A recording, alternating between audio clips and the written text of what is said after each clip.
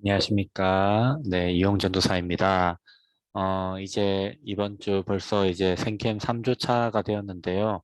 이번 주 주제는 땅끝까지 복음을 전파하는 전도자.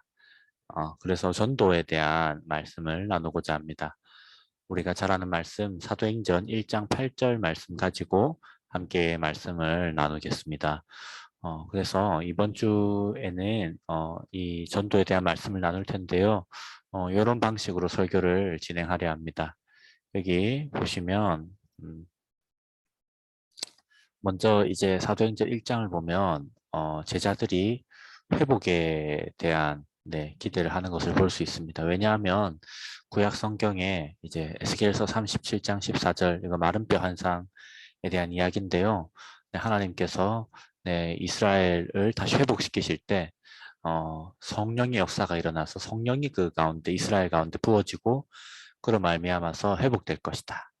네, 이런 예언의 말씀, 선지자들의 그런 선지자들의 예언의 말씀이 있기 때문에 제자들은 이제 사도행전 1장에 예수님께서 성령에 대해서 이야기하시니까 그러면은 이제 그토록 구약 성경에 예언하던 이스라엘 나라가 회복될 것이다 하는 이런 기대를 하죠. 근데 예수님께서 그 기대를 좌절시키십니다. 좌절. 네, 때와 시기는 너희가 알 바가 아니다. 라고 말씀하시죠. 뿐만 아닙니다. 예수님이 계속 계실 줄 알았는데 부활하시고 가르치신 예수님께서 계속 계실 줄 알았는데 하늘로 오르시죠.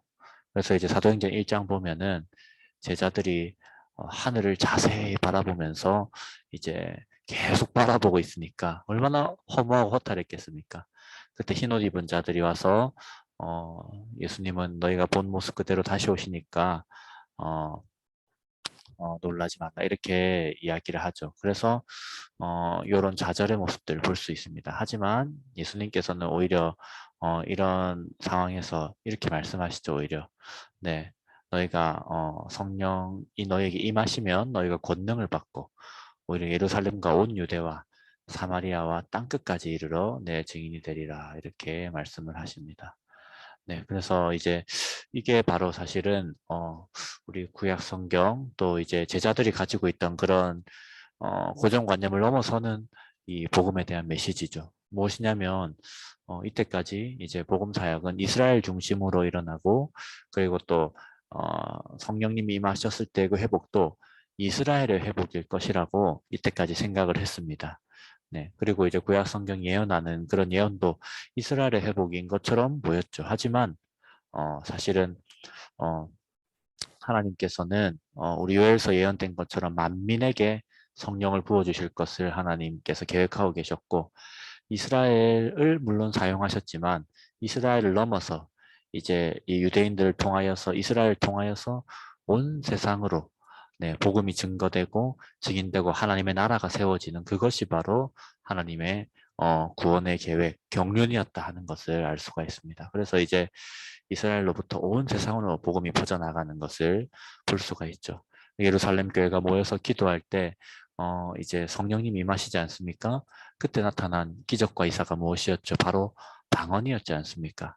근데 그 방언이 우리가 이제 방언으로 기도하는 것 유익하니까 이제 방언을 구하고 하는데 그 오순절날 임했던 방언의 실제적인 메시지는 뭐냐 하면은 그들이 개와 같이 여기던 그런 이방인들의 언어를 입술로 하게 되면서 온 세상에 복음이 증거되어야 하고 모든 언어로 모든 민족에게 복음이 증거되어야 하고 이제 이스라엘을 넘어서 하나님께서 온 세상을 향한 구원의 계획을 이제 확산되는구나. 복음이 이제 확산될 것이구나 하는 것을 우리가 알 수가 있습니다. 그래서 이런 메시지를 전하면서 우리도 증인의 사명을 감당해야 한다라는 이런 메시지를 함께 나누고자 합니다.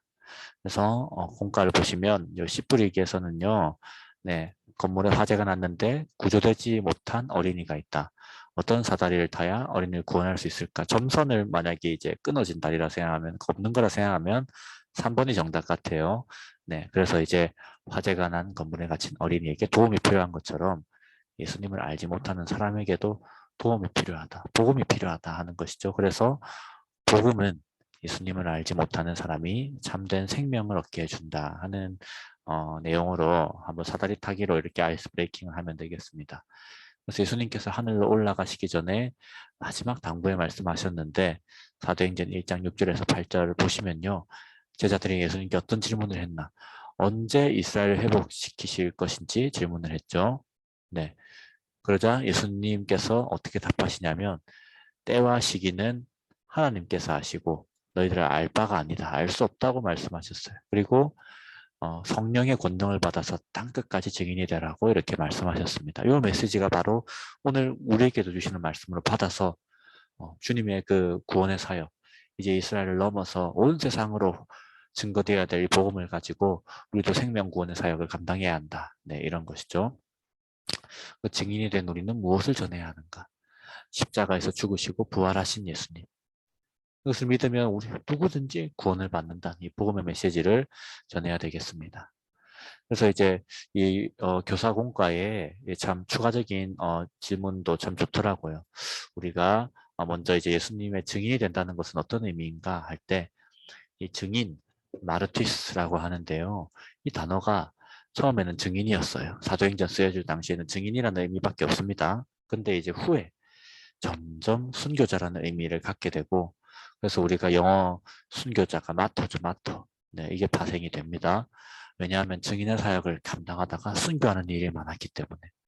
그래서 오늘 우리도 주님의 증인으로 산다는 것은 초대교회 증인들처럼 우리도 순교자로 정말 목숨 다해 우리의 모든 것 걸고 복음 증거하고 우리 삶으로 그 복음 드러내는 일에 힘써야 된다는 것을 우리가 한번 기억해야 되겠고 또 우리가 증인으로 살지 못하는 이유가 그렇다면 무엇일까? 부끄러워서 복음에 대해 잘 몰라서 뭐 여러 가지 이유를 한번 나눠보시면 좋겠습니다. 그래서 예수님께서는 우리에게 생명을 구하는 일을 맡기셨습니다.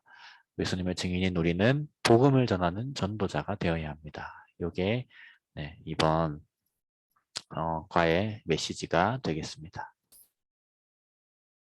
그래서 이 열매 맺기에서는요, 우리가 복음을 꼭 들어야 되는 사람의 이름을 적는 건데요.